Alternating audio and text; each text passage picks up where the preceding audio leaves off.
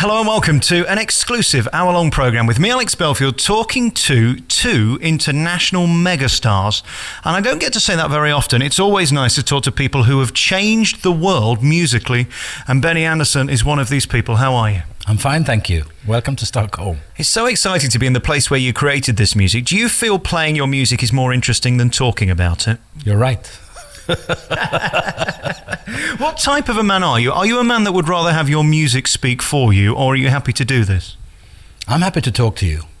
You know, it's very seldom actually one gets to talk about music, which is, for a good reason. It's quite difficult to talk about what's in it. And it's a boring thing to tell you about how it works, because it works the same. You know, I'm a sort of a 9 to 5 guy, or I'd say 10 to 5. And every song through the years has come up exactly the same way. It's like sitting at the piano, either me or Björn and I together during the ABBA days, and just waiting for something to come around and sort of pick it up when it flies by. I don't know how it works. If I knew, it wouldn't take so long, you know. But so people always ask us, well, can you tell me something about how Dancing Queen came up, or Fernando? It's always the same thing. How much rubbish is there compared to the genius? Well, I don't know if there's a genius, but it's a lot of, let's say it's a 95% rubbish. More. It's more than 95% to the good stuff. I did a calculation like a year ago, and I was trying to find out how many hours of music I have achieved during the years from 1966 or whatever it was when I started. And the calculation came out to like maybe 3 minutes a month. I never know if it's going to be a hit. I only know if I like it. And that's what I go by. Only that and nothing else. And if I'm unsure, like now, I have been working on my own now for, I don't know, 20 years. And I can often make up my own mind. I said, this is good stuff, let's work on this. If I'm hesitant, I would ask someone I trust to say, listen to this, have you heard this before? Someone else did this, or is it for real, you know? So, but it's really the process is getting rid of what's not talking to you. And why it is, and why I keep what I keep, I don't know. And is it a case of tweaking? If you have a rubbish song, can you make it brilliant, or do you just have to throw it away and start again? You can't make anything good out of rubbish, I think. Now, some people might say that everything that we do is sort of rubbish, but I don't feel that way. I think it's good stuff. Many other songs, some of them, I mean, obviously, they're not all good songs, thank God. So sometimes some old songs make me sort of blush a bit. But on the other hand, at the time, we thought that was okay. And at the time, in the beginning with ABBA, we didn't have time. We had 1 day a week in the studio, and we had to get things done, and we had to sort of release an album. And in the beginning, we had to squeeze in stuff that we maybe weren't that pleased with, but just in order to get things moving, you know.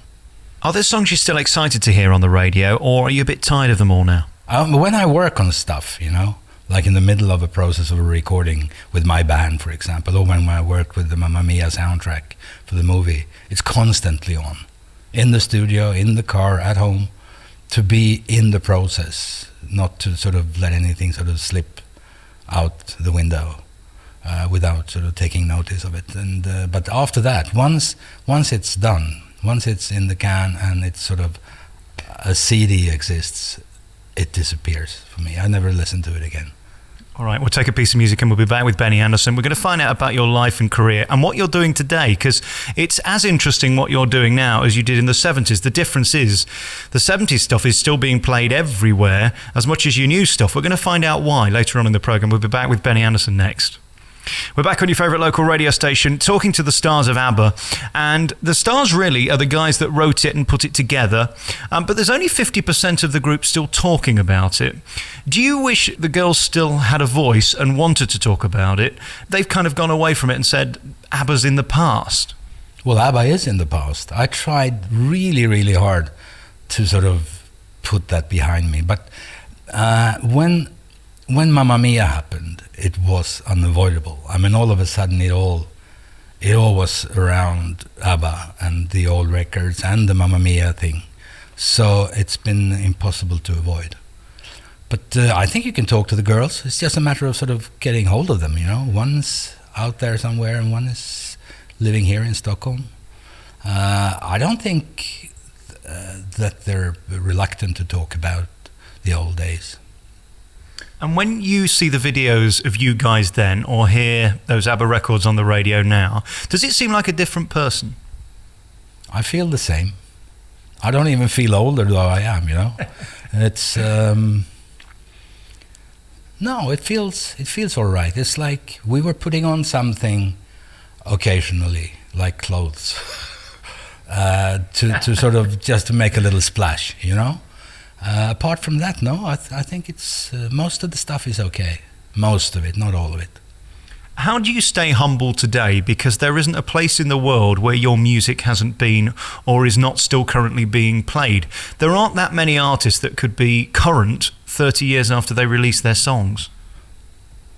Well, I'm not that humble, but I think it helps if you realize that why this all happens is just, it's pure luck, because it's a gift, right? Being able to choose good stuff from bad stuff, trying to write music, and at the same time being on the same level as an audience. That's pure luck. Talent is luck.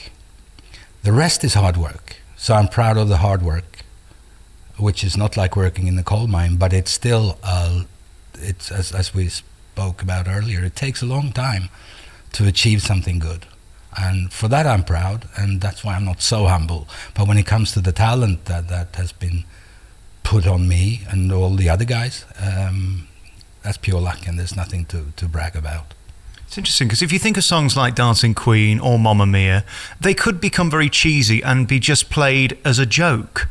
Did you ever worry about that? Because you make fun of your own music in Mamma Mia, the stage show and the movie, of course, but it's still a great tune. And you talk about the look. I think look will only take you so far in getting played repeatedly. Well, we always thought we did good stuff. Nothing cheesy about that, you know. We did exactly what we wanted to do. Now, what you refer to as a sort of could be cheesy must have to do with the lyrics. Has nothing to do with the music as such. Don't you agree? And I've never been involved in writing lyrics. I only care for the music itself. And as long as the lyric sits together with the music nicely, fine with me. I don't care if it's called Mamma Mia or Fernanda or Dancing Queen or whatever, as long as it sort of runs along with what the melody is, you know. And no, I must say that we were and are really sincere about the stuff that we've been writing, and very proud of it. All right, we'll come back next with more from Benny Andersson. We're going to ask next, what makes a good tune? We're back with Benny Andersson on your favourite local radio station, talking to the star of ABBA, the man who sat down at the piano and created Dancing Queen and Mamma Mia, Thank You for the Music, and all these great tunes that everybody can sing. That's where I think you're a genius. You write tunes that people who are not musical can remember. What do you want me to say? I don't know. I don't know why it is a good tune. I know that I think it's a good song. You know, I'd say, this is good. This does not exist. It has identity, and I like it. Well, there's no recipe. If there was one, I mean, it would be an easy task, wouldn't it? It's not. It's just a matter of sort of trying to use what you've been given to make good choices, and never give up. And don't give away stuff that does not rhyme with that doesn't rhyme with what I feel. You know. That would be a disaster, because then you have nothing to hang on to. If you know you like the stuff, you know that there's something about it that make you sort of release it at all. If you're doing guesswork, you're in deep man. And as for hearing the ABBA songs on the radio now, is it still as much of a thrill hearing them talked up as they were 30 years ago? I think some of them sounds pretty good to be so old, you know. I think it has. I mean, we spend a lot of time in the studio, which many other bands did too. And Michael Tretto was a great sound engineer, and we never gave up until we were all happy, the three of us, Michael and Björn and myself. And that pays off today, I think. Some of the recordings are really good. I think a song like Knowing Me, Knowing You, or Dancing Queen. It's interesting, Knowing Me, Knowing You, when you look at Alan Partridge, and he made that song popular with his Aha. Yeah. Is that a compliment? I think so. I think it's fun, you know? I haven't seen that show. I'm a foreigner, you know. But you've heard about it. I heard about it, yeah. You know, did someone tell you about when we had the first preview of Mamma Mia? When Sam is singing Knowing Me, Knowing You to Sophie, they decided, the director and whoever said, let's take the ahas away. You know, Knowing Me, Knowing You. So the ahas was taken away from the show. And when the first preview came, he came to the chorus and he was singing Knowing Me, Knowing You, and the audience went, aha. So we put it back in. And it's still there today. All right, we're going to take a piece of music. We'll take that one, Knowing Me, Knowing You, here on your favourite local radio station. We're back with Benny Andersson on your favourite local radio station. You're musical, and that's not surprising, because when I read your biog, Dad was a musician and Granddad was a musician, and you were surrounded by the accordion and how to play instruments, and that led to the piano, did it? Yes, it did. I was taught to play the accordion. Well, my father and grandfather just did it for fun. They were not professional musicians. And I had one when I was 6, and I was obviously a good learner. So when I was on my 10th birthday, my parents bought a piano for me and my sister. And I used it, you know. You can play the accordion, you can play the piano, and you use your left hand like you do with your bass side on the accordion. And from there, I just kept on working. I think that's the trick, though. You know, so if you have a talent, if you realize, I don't think when you're so young, you don't know. You just feel that this is fun. This is what I want to do. So I was sitting at that piano hours and hours every day. And I'm still sitting at the piano every day for hours and hours since I was 10. And I think if you do that, something good must come out of it. And I think it goes for every good musician, every composer, everyone. If you start really early, and if you are in the middle of the thing of music and you enjoy that, something good comes out of it. How much is down to hard work, and how much is an energy that comes to you from somewhere else? Oh, it's a tricky thing, that, isn't it? I wonder what it is, because the thing is that when it happens, I know what it is, but I can't make it happen unless I sit there for hours and hours playing, letting my hands go, trying to hear something that I haven't heard before, that is sort of has some value. And I don't know what it means when it happens. I don't know how it works. I think if you ask any other good songwriter, he or she would say exactly the same thing. You can ask a painter or a writer, they would say the same thing. It's something that comes out of sitting there, waiting for it to happen, working on waiting for it to happen. When we talk about the X Factor today, and I look at someone like you, there aren't many of you around, are there? I mean, I can think of Elton John. He can write, yes, play, and sing.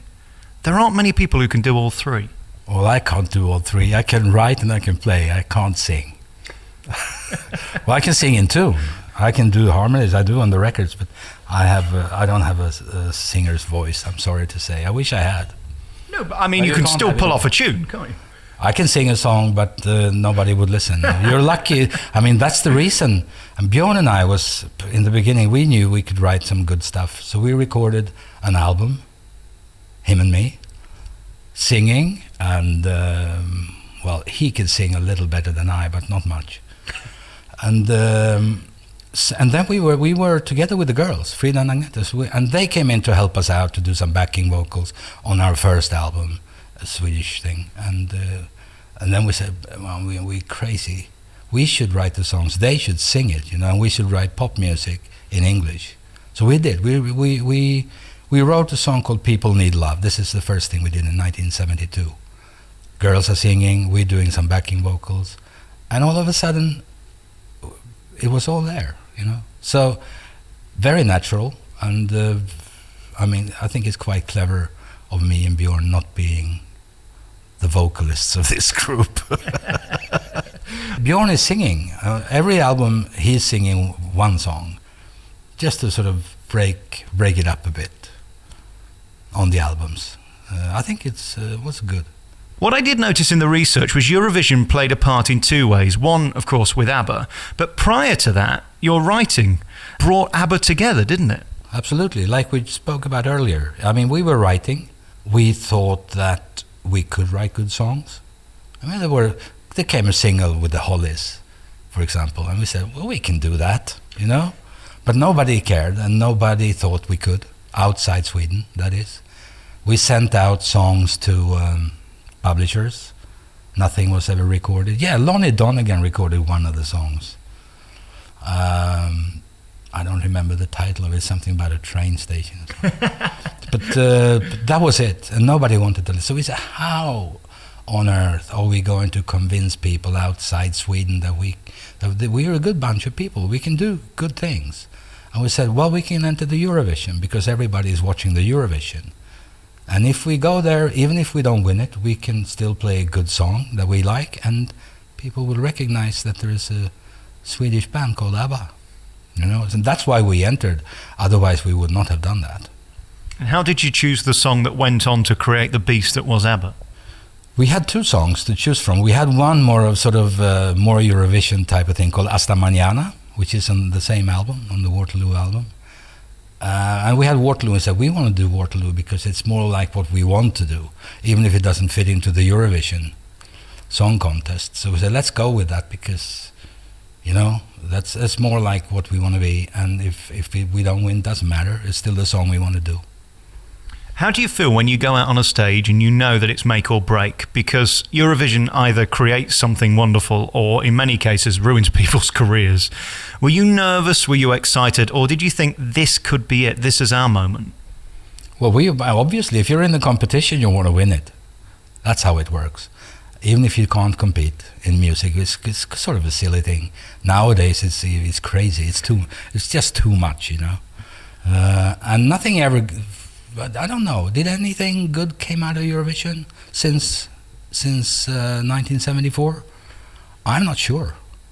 Before that, good songs came up. You know, Volare was in there. Merci Chérie was in there. I don't know. Puppet on the String is a good song. This Spanish song, Eres Tú, was a lot of good stuff coming out. Now, I don't know.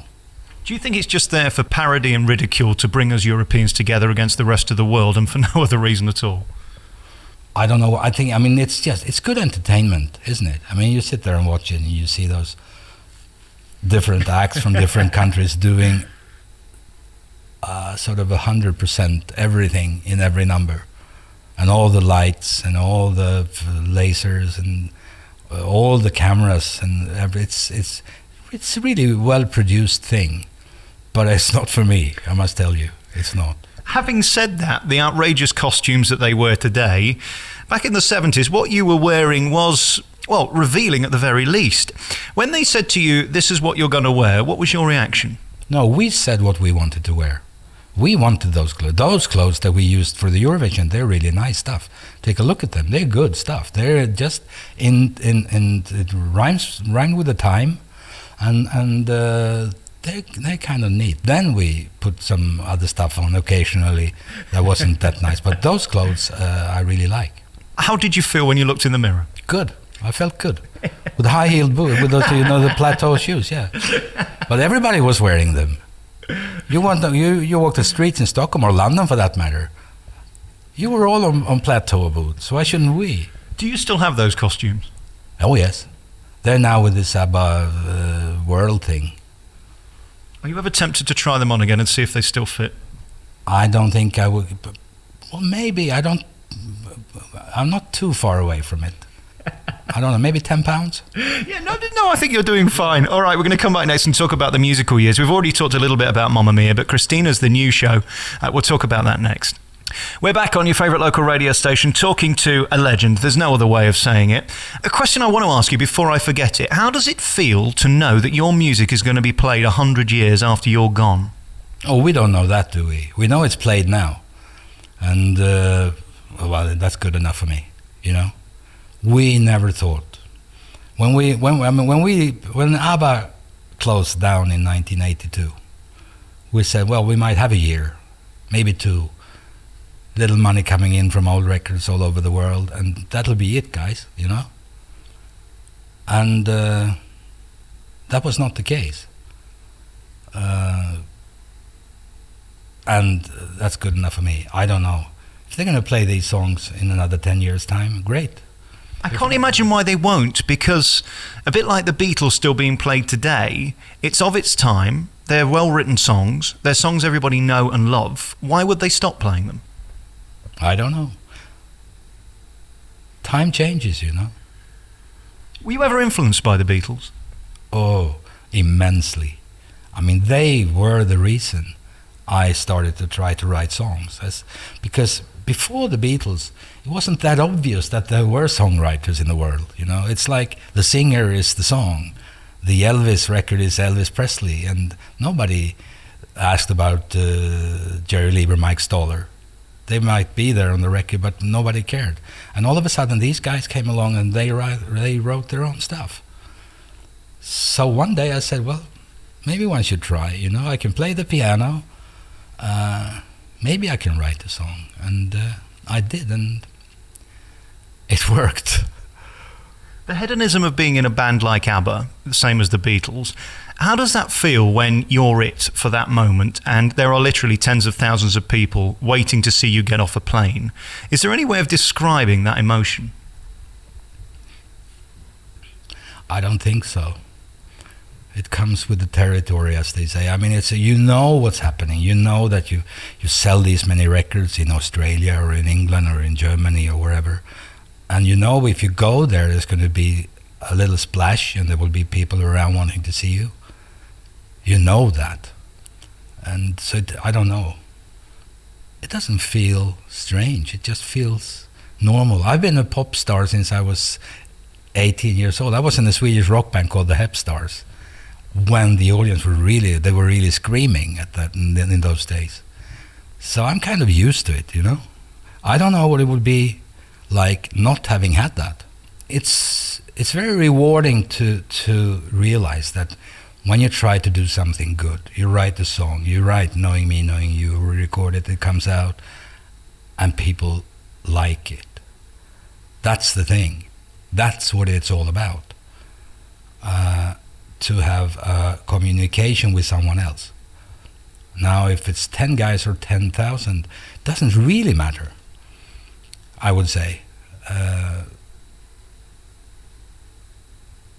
But again, I mean, I'm living in a normal situation here and have been for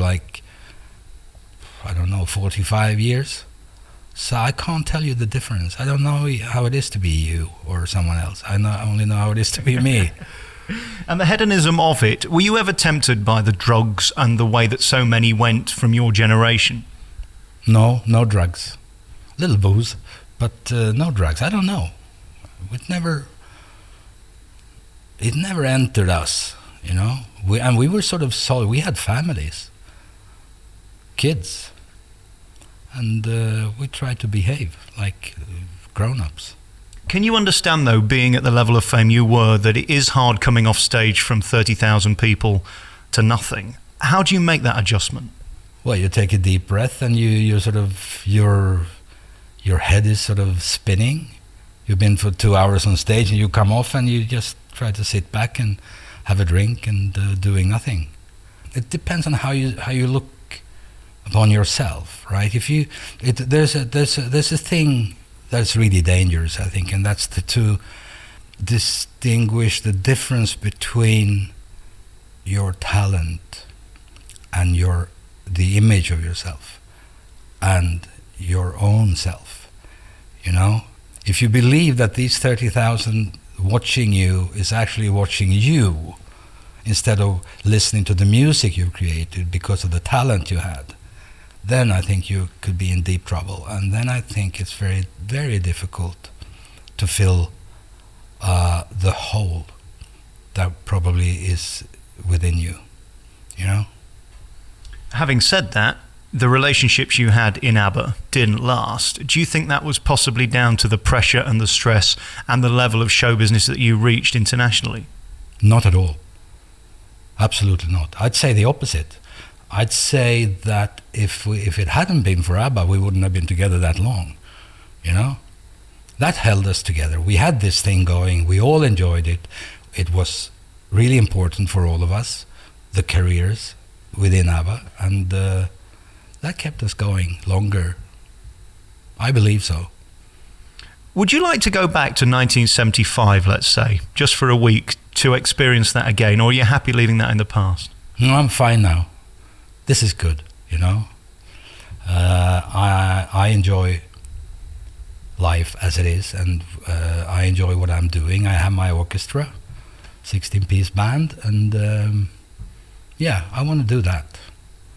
And we do that we did this record in English because it was lying around. I've been working with them now with the fiddlers for, I don't know, 20 years, and with my band since, I don't know, what is it, 7, 8 years? And as we had those songs lying around, most of them are instrumental, so they don't need a translation. Some are in Swedish, and Björn translated them. So we, just for the heck of it, you know, we released it, and Universal said, yeah, fine, let's do that, you know. Seems interesting that fundamentally you're a folk artist and a folk lover, because that really is the essence of your music, yet what you're known for is pop. Does that bother you? Do you wish you'd have been a jazz artist or a folk artist or a classical artist? Because, I mean, you're all of these things if you listen to it within your music, yet you're a pop artist. Well, to start with, I'm not an artist. I just happen to be one of the 4 members of ABBA, and I could play the piano. I'm not an artist. I can run my band, and I can be on stage, and I can talk to the audience just to feel them, make them feel comfortable and all that, but I'm not an artist. I might be almost a musician. I'm just a songwriter and a piano player on stage the girls are artists, but I'm not a stage artist, you know. I'm not a singer, I'm not a performer. So that leads me to my next question then. Would you have been happy just writing these songs and being the man behind it? Is it almost irrelevant, the fact that you were on stage with ABBA for all those years? In a way, yes. The thing is, though, you write a song, you don't give it away to someone, say, here is a song, you can do whatever you like. You have to follow it through. You have to be on top of the whole process till the end of it, you know, to make sure that it is as good as it can be according to my preferences. Could be as good with someone else doing it, but you never know.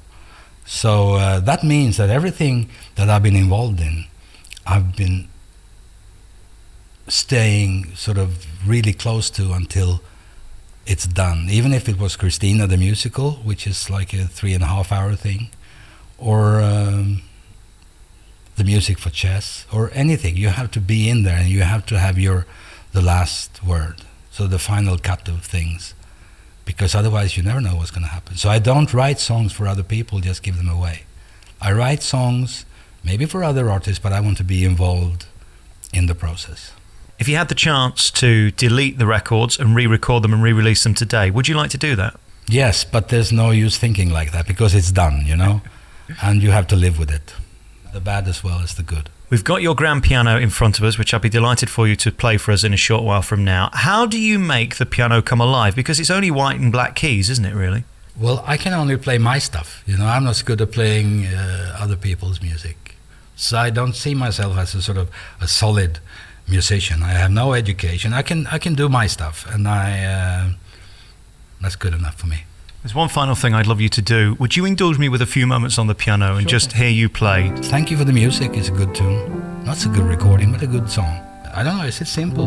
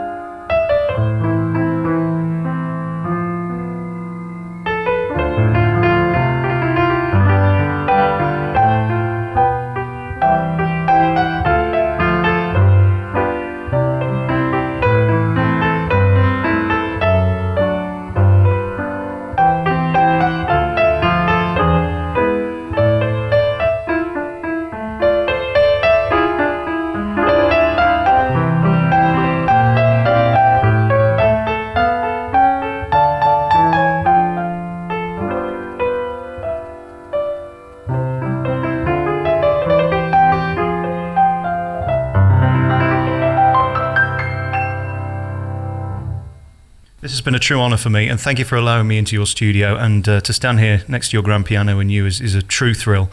Slipping Through My Fingers is a song that probably most people haven't necessarily heard of because it doesn't get a lot of airplay, but it's a number that really moves people in Mamma Mia. Yeah. And it comes out of the blue, and it's just such a juxtaposition to the nonsense of the show, and it really touches the heart of this story of a mother and a daughter. I think the show is really an important thing.